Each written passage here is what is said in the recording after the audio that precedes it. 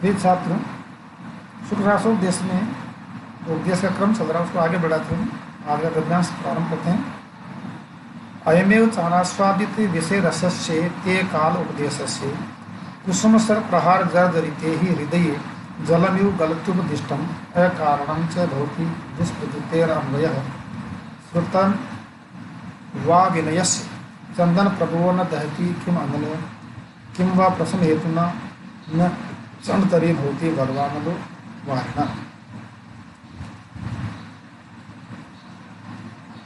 शब्दार्थ में है, अनास्वादित विषय रस से नहीं चखाए सांसारिक भोगों का स्वाद जिसने, ऐसे कुसुम सर प्रहार जर्जरित पुष्प ही बाण है जिसके ऐसे कामदेव के द्वारा किए गए बाण प्रहार से जर्जर अर्थात जीर्ण शीर्ण हो गया है, जो ऐसे हृदय में गलती यानी गल जाता है या बह जाता है। उपदिष्टम उपदेश रूप में कहा गया कथन है कारण बिना किसी कारण दुष्प्रकृति दुष्टतापूर्ण स्वभाव वाले व्यक्ति का अन्वय वंश या कुल श्रुतम शास्त्रीय ज्ञान अविनय से नम्रता रहित व्यक्ति का चंदन प्रभु चंदन से उत्पन्न होने वाला अनल अग्नि प्रसन्न हेतुना शांति के उपाय से प्रचंड तरी भवती अति प्रचंड हो जाता है।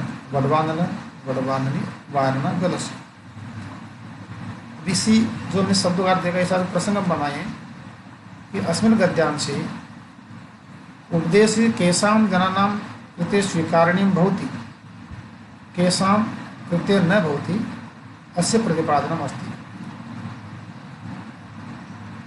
यही विषय वासना न आस्वादिता तेषां कृते उपदेशम प्रभावी भवति अन्येषां कृते तु दुष्प्रभावम एव जायते। यथा ही जैसे लिखा इसमें कि जिन्होंने विषय रस का आस्वादन नहीं किया है ऐसे व्यक्तियों के लिए, और जिनका कुसुम से यानी कुसुम से कहते हैं कामदेव के बाण से जिनका हृदय प्रभावित नहीं हुआ, ऐसे व्यक्तियों के लिए या देश कारगर, अन्यथा तो उनका जो कुसुम कामदेव के बाण से जिनका हृदय जर्जरित हो गया है उनके तो चलने में से जल निकल जाता है। इस प्रकार से वो उपदेश उनके हृदय में रुकता नहीं है, वो अविनय के कारण बनते हैं। जैसे कि चंदन प्रभु यानी चंदन शीतलता का प्रतीक है, लेकिन उसमें जो उत्पन्न अग्नि होती है वो उसको जला देती है। इसी प्रकार से समुद्र में जल होता है और जल अग्नि को शांत करता है, बुझाता है, लेकिन समुद्र में भी अग्नि लग जाती है। भाव यही है कि काम वासना से पीड़ित व्यक्तियों के हृदय में उपदेश प्रभावी नहीं हो सकता।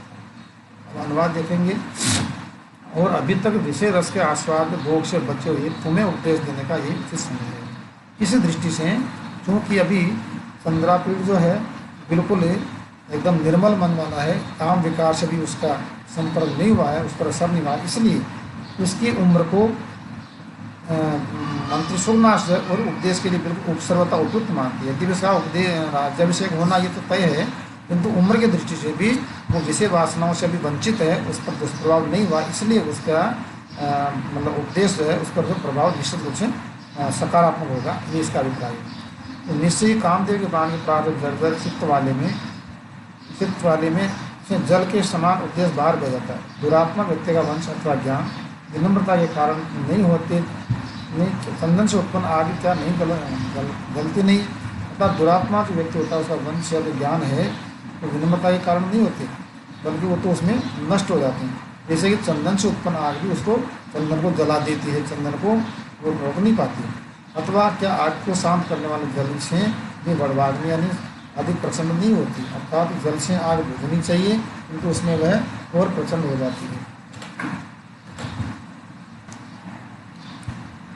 आगे व्याख्या में है, अयम एव अर्थात ऐसा एव च अपि अनास्वादित विषय रसस्य अभुक्त भोगानंदस्य ते तव अर्थात चंद्रापीड़ से काल समय उपदेश से शिक्षा प्रदान से कुसुम सर प्रहार जर्जरिते कामाघात विशीर्णे ही एव हृदय सप्तमी मनसी जलमि पयोवत गलती क्षरति उपदिष्टम शिक्षावच अकारण निरहेतुकम च अपि भवति जायते दुष्प्रकृते दुस्वभाव से अन्वयः वंशः श्रुतं शास्त्रश्रवणं च अपि अविनीतस्य जनस्य चन्दनप्रभवः चन्दनजन्म न नैव दहति भस्मसात् करोति किम इति प्रश्ने। अर्थात क्या चंदन से उत्पन्न अग्नि चंदन को नहीं जलाती है यानी वो उसको जला देती है। अनल अग्नि किम वा उथवा प्रसम हेतुनापि शांति कारणेनापि वारिणा जलन स पूर्वोक्त वडवानल वाडवाग्नि प्रचंड तरी होती प्रबलायते। अर्थात जल अग्नि को बुझाने वाला होता है, किंतु वडवानल में वही जल जो है और अग्नि को प्रचंड करता है, बल्कि बुझाता नहीं है। इसी प्रकार काम से पीड़ित व्यक्ति के हृदय में जो उद्देश्य कारगर नहीं होते उसको गलत रास्ते पर और प्रेरित करते। समास में अनास्वादित विषय रस से न आस्वादित विषय रस येन तस्य बहुब्री समास। कुसुम सर प्रहार जर्जरिते कुसुम सरस से प्रहार है तेन जर्जरिते षष्ठी तत्पुरुष तृतीय तत्पुरुष अकारणम न कारणमिति नए तत्पुरुष दुष्प्रकृते दुष्टा प्रकृति यस्य तस्य बहुब्री समास। चंदन प्रभु है चंदन तत्प्रभो यस्य सह बहुब्री समास। प्रसम हेतुना प्रसमस्य हेतु यानी शांति का जो कारण है, और यह तेन षष्ठी तत्पुरुष। और वड़वानल है वड़वाख्य अनल यानी वड़वा नाम की जो आग है, इसमें मध्यम पद गोपी समास। व्युत्पत्ति अनास्वादित न और आंग उपसर्ग स्वर धातु ईट प्रत्यय और त प्रत्यय। प्रहार में प्र उपसर्ग री धातु और घय प्रत्यय। प्रतिष्ठम में उप उपसर्ग दिश धातु और त प्रत्यय। दुष्प्रकृति दोष उपसर्ग व्यापी उपसर्ग क्री धातु और तीन प्रत्यय है। अन्वय में अनुपसर्ग ऋण धातु और न प्रत्यय। श्रुतम में श्रु धातु और त प्रत्यय। प्रभव है प्र उपसर्ग भू धातु अप उपसर्ग और सु प्रथमा विभक्ति एक का प्रत्यय। प्रचंड तरी करोति तो प्र उपसर्ग है, फिर चंड शब्द है और तरप प्रत्यय अक्ष्मी और प्रत्यय, फिर भू धातु और फिर तिप लय मतलब उलट लगा मतलब प्रत्यय है। इस प्रकार पूरा शब्द उनका प्रचंड तरी होती। आगे फिर गद्यांश है गुरुपदेशस्य नाम पुरुषाणाम अखिल मल प्रक्षालन अक्षमम अजलम स्नानम अनुपजात फलितादि वैरूप्यम अजरम वृद्धतम अनारोपितम एदो दोषम गुरुकरणम असुवर्ण विरचनम अग्राम्याकरणाभरणम अतीत ज्योतिर आलोक है नोद्वेग करे प्रजागर है। प्रसंगोस्ति अस्मिन् गद्यांशे गुरुपदेशस्य महत्वं प्रतिपादितमस्ति। संक्षिप्त वाक्यम लघु वाक्येषु गुरुपदेशस्य महत्वं प्रतिपादितमस्ति। तथा ही शब्दार्थाः सन्ति। अखिल मल प्रक्षालनक्षमं संपूर्ण मलों अर्थात दोषों के प्रक्षालन धोने में या उसको प्रक्षालन करने में समर्थ। जलम जल से रहित अनुपजात फलित आदि वैरूप नहीं उत्पन्न हुई है केस पकना इत्यादि कार्य से होने वाली पुरुषता इत्यादि जिसमें ऐसा। अजर जरा से रहित वृद्धतम बुढ़ापा अर्थात जिसको गुरु का उपदेश स्वीकार होगा, गुरु का उपदेश जो है उस व्यक्ति को इतना महान बनाता है कि जैसे व्यक्ति वृद्धावस्था में जाके पूज्य होता है, लेकिन गुरु का उपदेश लगने पर बिना वृद्धावस्था आए ही जिसमें वृद्धावस्था में स्वरूप जो बिगड़ जाता है व्यक्ति का, बाल आदि जो सफ़ेद जाते हैं, किंतु इसमें कम उम्र में ही व्यक्ति एक तरह से वृद्ध के समान आदरणीय हो जाता है, इसका अभिप्राय है। अनारोपित मेघोदोषम नहीं धारण किया चरित्र के दोष अर्थात मोटेपन को जिसने, गुरु कर्णम भारीपन उत्पन्न करने वाला, अस्वर्ण विरचनम जो स्वर्ण रचित नहीं है, ग्राम्यम गमारूपन से रहित, कर्णाभरणम कानों का आभूषण, अतीत ज्योति आभाशून्य आलोक है प्रकाश, नोद्वेग कर उद्वेग न करने वाला, प्रजागरण निरंतर जागते रहने वाला। अर्थात गुरु का उपदेश कैसा है कि इसमें किसी प्रकार की कोई विकृति नहीं आती शरीर में, न इसमें बुढ़ापा आता है, न बाल सफ़ेद होते हैं, न शरीर में मोटापा आता है, और नहीं जो कोई मतलब इसमें जैसे ग्रामीण क्षेत्र में आभूषण कानों में धारण करते हैं बिना आभूषण के ही जिसको गुरु का उपदेश लगता है, उसके कान उसके जो कर्ण होते हैं मानो अलंकृत हो जाते हैं और उसको नियमित रूप से जागृति वाली स्थिति हो जाती है जो उसको उद्वेग भी उत्पन्न नहीं करती। जैसा कि अनुवाद में देखेंगे, अनुवाद में जैसे कि गुरु का उपदेश तो वस्तुतः मनुष्यों के समस्त मनो दोषों को धो डालने में समर्थ बिना जल का स्नान है। अर्थात मल से मतलब मुक्त होने के लिए स्नान करना पड़ता है, लेकिन गुरु का उपदेश जो है मनुष्य के मन में जितने विकार सारे मन को बिना जल के ही उनको दूर कर देता है। बालों का सफ़ेद होना आदि कुरूपता से और बुढ़ापे से रहित वृद्धावस्था है, उसको बिना बालों के सफ़ेद उसको वृद्ध बना देता है, ज्ञानी बना देता है। चर्बी में वृद्धि आदि दोषों के आरोप से मुक्ति गुरुता प्रदान करने का साधन है, यानी बिना मोटापा उसको जो गुरुता प्रदान करता है, उनको बड़प्पन प्रदान करता है। स्वर्ण से निर्मित न होने पर भी आकृष्ट कर्णाभूषण है, यानी बिना सोने के बना हुआ भी और कानों के लिए गुरु का उपदेश बहुत अति उत्तम आभूषण है। भौतिक ज्योति से शून्य प्रकाश है, अर्थात हम जैसे दीपक जलाते हैं, लाइट जलाते हैं, उसका प्रकाश देखते हैं, लेकिन ये तो बिना किसी भौतिक ज्योति के ही और एक तरह शून्य प्रकाश जो ज्ञान की ज्योति उसके मन में जलाता है, उसके हृदय में जलाता है, तथा बेचैनी को पैदा न करने वाला जागरण है। यानी व्यक्ति जागृत अवस्था में बेचैन होता है, किंतु गुरु का उपदेश इस पर प्रभाव डालता है, वो बिना बेचैन बिना व्याकुल हुए ही और ज्ञान की ज्योति से जागृत होता है। संस्कृत व्याख्या में गुरु उपदेश है आचार्य शिक्षा च अपि नाम वस्तु पुरुषाणाम जनानाम अखिल मल प्रक्षालन क्षमम संपूर्ण दोष निवारण अर्हम अजलम जलरहितम स्नानम मज्जनम अनुपजाति फलितादि वैरूप्यम अनुत्पन्न केश पाकाद्य सौंदर्यम अजरम जरारहितम वृद्धत्वम वार्धक्यम अनारोपित मेदो दोषम अकारित वपा दूषणम। या मेद कहते हैं चर्बी को, इसके लिए पर्याय शब्द वपा यानी चर्बी, दोनों का चर्बी है। तो अनारोपित मेदो दोषम इसकी व्याख्या हो गई अकारित वपा दूषणम, अर्थात चर्बी का दोष जिसमें नहीं होता है। गुरुकर्णम स्थूल तापादनम, स्थूल तापादनम स्थूल मोटापा। अस्वर्ण विरतनम अस्वर्ण घटनम अग्राम्यम नागरिकम कर्णाभरणम श्रवण आभूषणम अतीत ज्योति अपगत ज्वाला है, इसमें ज्वाला ही नहीं है, मतलब दिखने वाली ज्वाला तो नहीं है, किंतु ज्ञान का प्रकाश उसके अंदर है, ऐसा आलोक है, प्रकाश है। नोद्वेग करे अनुद्वेग करे प्रजागर है जागरणम। इस प्रकार से व्याख्या हुई। आगे समस्त पद देखेंगे। समस्त पदों में समास विग्रह इस प्रकार होगा। गुरु उपदेश है तो गुरुणाम उपदेश है, षष्ठी तत्पुरुष। अखिल मल प्रक्षालन क्षमम, अखिलानाम मलानाम प्रक्षालन क्षम है, समस्त मलों के धोने में जो समर्थ है और उसको उत्तम, इस प्रकार तत्पुरुष समास है। अजलम न जलम यस्मिन तत्व, जिसमें जल ही नहीं है, इस प्रकार से यानी बिना जल का स्नान, उसके लिए समुद्र युक्त हुआ था, नए बहुब्री समास है। अनुपजात फलितादि वैरूप्यम न उपजातम फलितादे वैरूप्यम यस्मिन तत्व, जिसमें फलितादि दोष उत्पन्न नहीं हुआ, अर्थात बालों के पकने आदि का दोष इसमें उत्पन्न नहीं हुआ है, नए बहुब्री समास है। अनारोपित मेदो दोषम न आरोपित मेदो दोषो यस्मिन तत्व, जिसमें मेदो यानी चर्बी का दोष भी आरोपित नहीं है, ऐसा ये नए तत्पुर नए बहुब्री समास है। असुवर्ण विरचनम न स्वर्ण विरचनम यस्य तक, जो सोने से भी नहीं बना है, इस प्रकार का शब्द इसमें नए बहुब्री समास। अग्राम्यम न ग्राम्य यह तम, जो ग्राम्य भी नहीं है, इसमें नए बहुब्री। कर्णाभरणम कर्णयोर आभरणम, कान दो होते हैं इसलिए द्विवचन का प्रयोग है, यानी कर्णयो आभरणम, दोनों कानों का जो आभूषण है, षष्ठ तत्पुरुष है। अतीत ज्योति अतीतम ज्योतिर्यस्य सह बहुब्री समास। उद्वेग कर है तो उद्वेगम करोति इति, है ना, उद्योग करने वाला उपद समास। उत्पत्ति में उपदेश है उप उपसर्ग है देश धातु भय प्रत्यय सु प्रथमा व्यक्ति गुण प्रत्यय। प्रक्षालन में प्रोपसर्ग है क्षाल धातु और लुट प्रत्यय। स्नानम में स्ना धातु और लुट प्रत्यय भाववाचक। अनुपजात में न नकारात्मक है, उप उपसर्ग है जन धातु और तप प्रत्यय। वैरूप्यम में विरूप शब्द है क्षय प्रत्यय। वृद्धत्व में वृद्ध शब्द है त्वल प्रत्यय। अनारोपित में न नकारात्मक और आंग उपसर्ग है रोह धातु निस और त प्रत्यय। अग्राम्य में वही न नकारात्मक है और ग्राम शब्द है यथ प्रत्यय। आभरण में आंग उपसर्ग है रि धातु और बुध प्रत्यय। अतीत में अति उपसर्ग है इण प्रत्यय इन धातु और त प्रत्यय।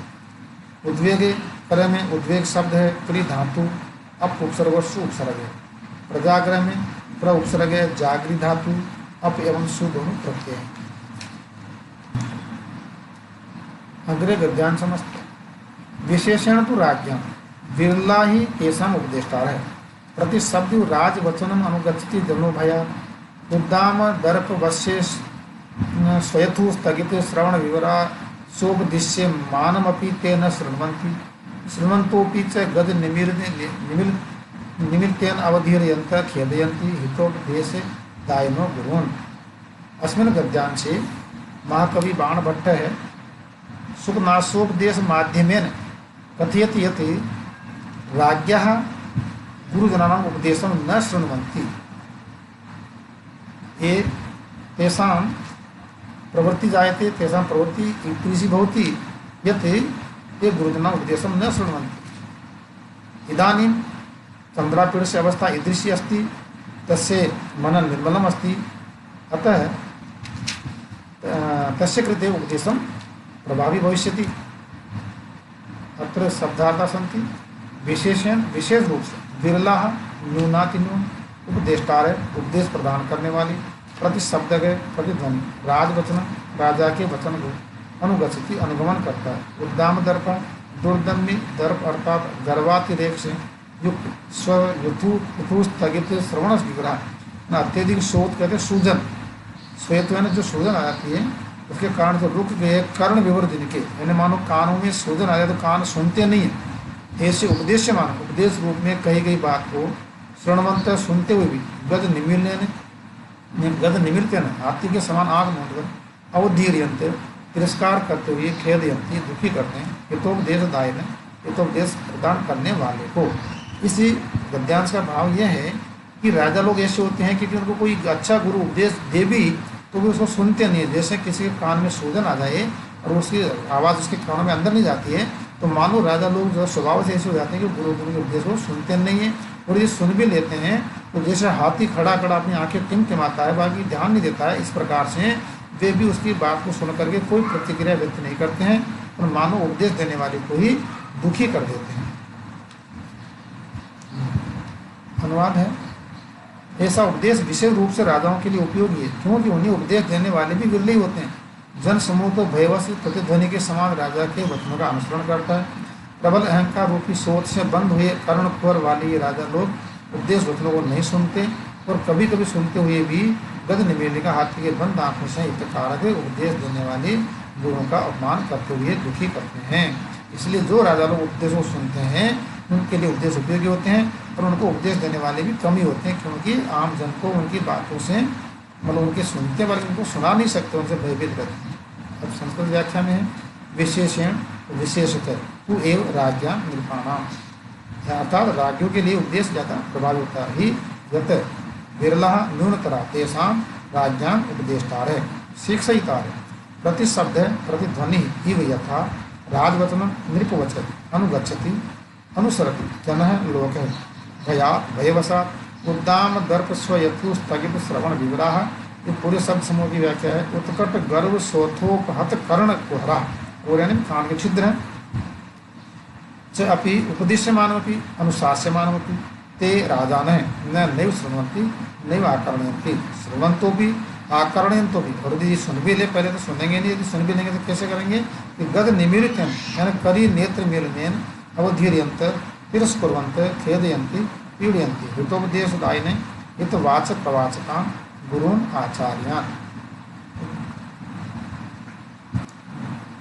समास में समास वगैरह इस तरह होगा। अनास्वादित विषय रसस्य न आस्वादित विषय रस येन तस्य बहुब्री समास। कुसुम स्तर प्रहार जर्जरिते कुसुम स्तर से प्रहार तेन जर्जरितेन षष्ठी तत्पुरुष द्वितीय तत्पुरुष भी अकारण न कारणमिति नए समास नए तत्पुरुष। दुष्प्रकृति दुष्टा प्रकृति यस्य तस्य बहुब्री चंदन प्रभु चंदनात् प्रभु यस्य स बहुब्री समास।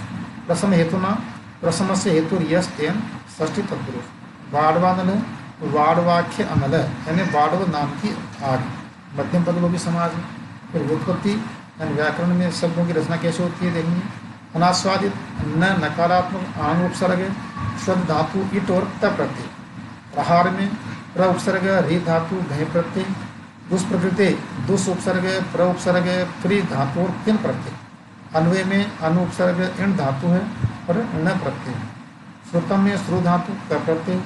प्रभुव में प्र उपसर्ग भू धातु अप प्रत्यय सु प्रथमा व्यक्ति एक का प्रत्यय।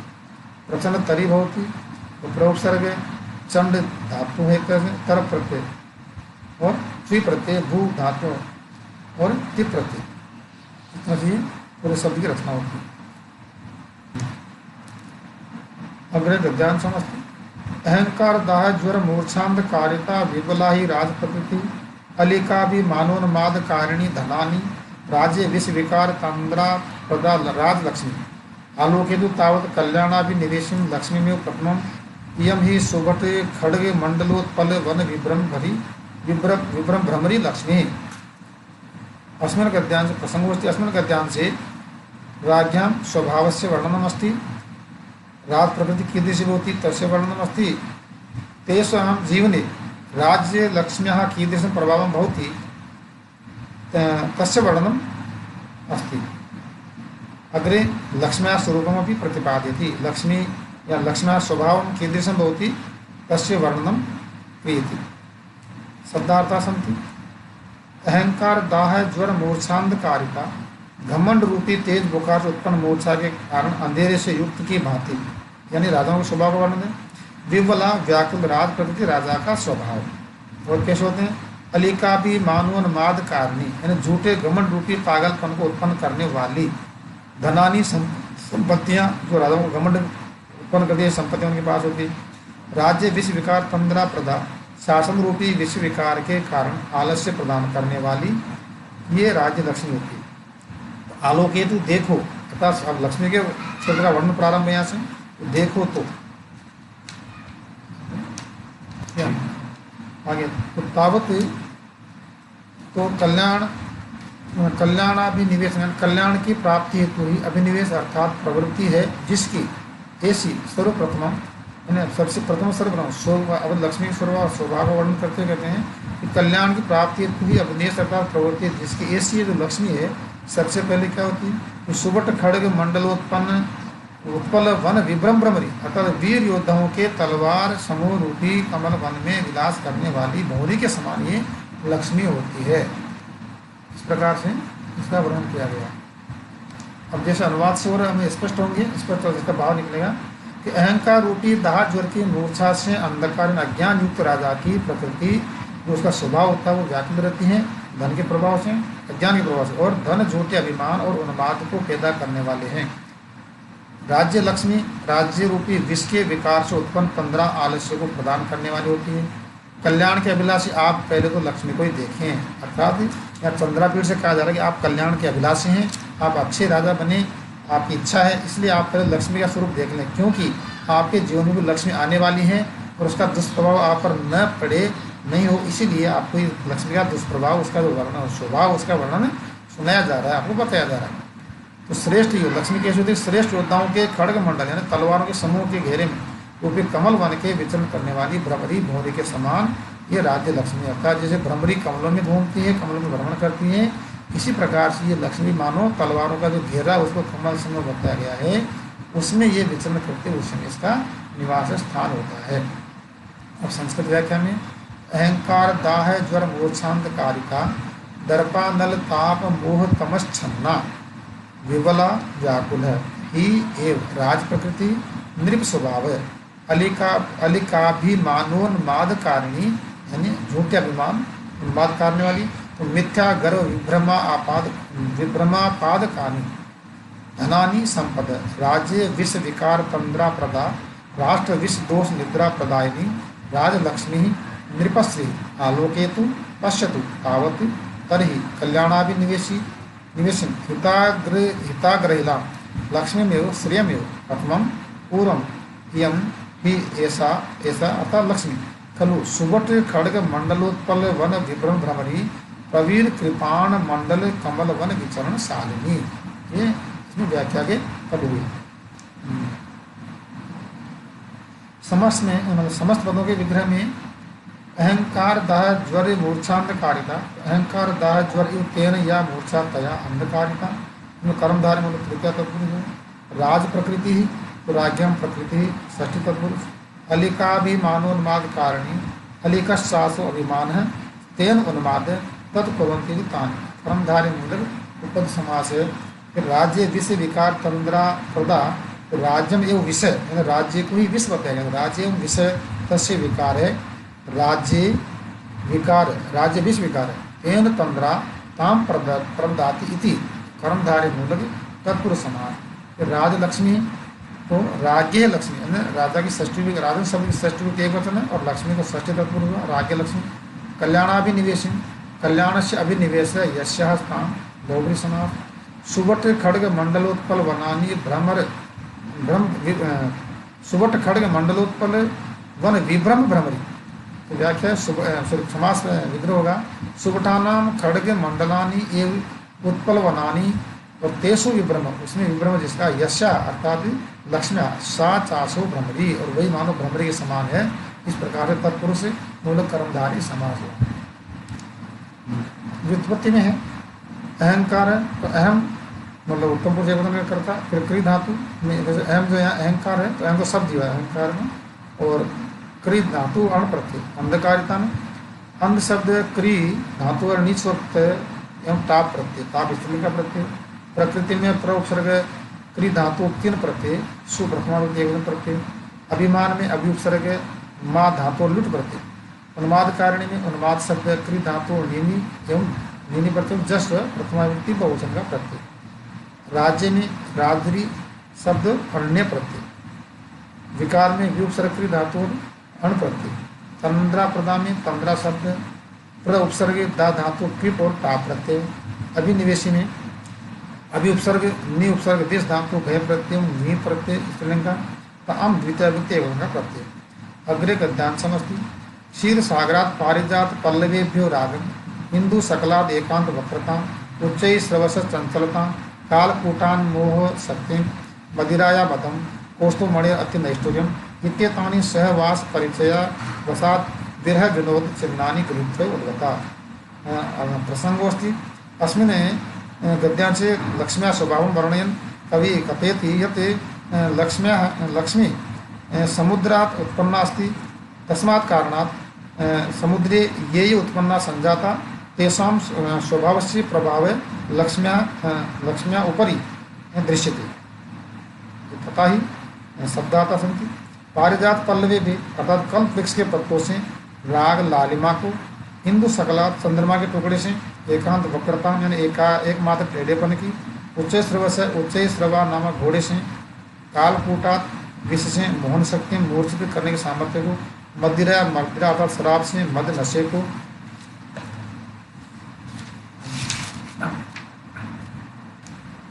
कौस्तुभ मणि कौस्तुभ नामक मणि से अत्यंत निष्ठुर्य को, अत्यंत निष्ठुरता अर्थात कठोरता को, सहवास परिचय वसात बस साथ रहने से पारिजात हो जाने के कारण, और विरह विनोद चिन्नानी विरह में विनोद लक्षणों को उद्गता उत्पन्न हुई अर्थात जिन जिन से इसको जो एक तरह अवगुण प्राप्ति उनका वर्णन किया जा रहा है। जैसे अनुवाद से देखेंगे और कि पारिजात के पत्तों से मानो इसमें राग अर्थात आसक्ति इसमें लक्ष्मी में उत्पन्न हो गई है। चंद्रमा की कला से निकटता और वक्रता, जैसे चंद्रमा की कला टेढ़ी होती है तो मानो इसमें कुटिलता का अवगुण आ गया। उच्च श्रवा घोड़े से, क्योंकि घोड़ा चंचल होता है तो उच्च श्रवा उससे उत्पन्न हुआ तो मानो चंचलता इसने घोड़े से प्राप्त कर ली है। कालकूट विष भी जो भयंकर जहर है वो भी समुद्र से निकला था मंथन से, लक्ष्मी की उत्पत्ति भी वहीं से, तो मानो जो मोहित करने की शक्ति है वो उसको जहर से प्राप्त हो गई। शराब से जो वारुणी भी उससे उत्पन्न हुई तो मानो मद जो नशा चढ़ता है लक्ष्मी का वो उससे शराब से इसको प्राप्त हुआ। कौस्तुभ मणि से मानो इसमें कठोरता आ गई है इत्यादि उपरोक्त वक्रता चंचलता आदि का को सहवास यानी साथ रहने के परिचय के कारण है। और विरह में विनोद के चिन्ह रूप लेकर मानो क्षीर सागर से बाहर निकली अर्थात उनसे तो गुण प्राप्त कर लिए और उनके न रहने पर ये सारे लक्षण सारे गुण इसमें दिखाई देते हैं। तो व्याख्या में है लक्ष्मी श्री क्षीर सागरा क्षीराम्बुदे पारिजात पल्लवे भी कल्पतरु किसलेभ्य रागम अरुणिमानम हिंदू सकला चंद्राखंडा एकांत वक्रता एकमात्र जीमता उच्चे श्रवस इंद्रास्वाद चंचलता चपलत्वम कालकूटा गरला मोहन शक्ति मूर्छा कार्यत्वम मदिराया मद्या मदम उन्मत्तता कौस्तुभमणि कौस्तुभाख्य रत्ना अतिनैष्ठुर्यम कठोरत्वम इत्येतानि इत्यादीनि इमानि सहवास परिचयवसा साहचर्य परिज्ञान हेतु विरह विनोद चिन्हानि यानी वियोग मनोरंजन लक्षणानि गृहीत्वाय नीत्वाय उद्गता समुद्भूता। समास विग्रह में पारिजात पल्लवे भी पारिजात से पल्लवानी ते भी हिंदू सकला इंदो सकलम तस्मा सकल कहते टुकड़े को अर्थात इंद्रमा का जो खंड होता है तिरछापन उसमें इंदो सकला तस्मा षष्ठी तत्पुरुष एकांत वक्रता एकांता चासो वक्रता तान कर्मधारय समास मोहन शक्ति मोहनाय शक्ति स्थान यानी मोहित करने की शक्ति है उसको चतुर्थ तत्पुरुष कौस्तुभ मणि पौर्तुवाक्या मणि तस्या मध्यम पदलोपी समास। अति नैष्ठुर्यम, नैष्ठुर्यम अतिक्रम्य निष्ठुरता का अतिक्रमण करके अविभाव समास। सहवास परिचय वसा और सहवासेन परिचय तदवसात यानी तत्पुरुष समास है। विरोध विरह विनोद चिन्हानी तो विरह से विनोदाय चिन्हानी यानी विरह के जो विनोद के लिए चिन्ह है उनका, इसमें भी तत्पुरुष समास है। व्युत्पत्ति में रागम में रंज धातु घय प्रत्यय अम द्वितीय व्यक्ति एक वचन का प्रत्यय है। वक्रता में वक्र शब्द है तल प्रत्यय और अम जो है विभक्ति प्रत्यय द्वितीय का एक वचन। चंचलता में चंचल शब्द तल प्रत्यय और अम द्वितीय एक वचन का प्रत्यय। मोह में मोहन में मोह धातु और लुट प्रत्यय इसमें अन आदेश हो गया। शक्ति में शक धातु तेन प्रत्यय अम द्वितीय व्यक्ति एक वचन प्रत्यय। नैष्ठुर्य में निष्ठुर शब्द है क्षय प्रत्यय और अम द्वितीय व्यक्ति एक वचन का प्रत्यय है। सहवास में सह शब्द है वश धातु और घय प्रत्यय है। विनोद में भी उपसर्ग है लुट धातु एवं घय प्रत्यय है। गृहत्वा में गृह धातु त्वा प्रत्यय। उद्गता में उत उपसर्ग गम धातु त एवं तप्रथम टाप स्त्रीलिंग का प्रत्यय है। इस प्रकार से आज का हमारा जो अध्ययन है अब यहीं पर हम विराम करते हैं। इसके बाद आगे देखते हैं।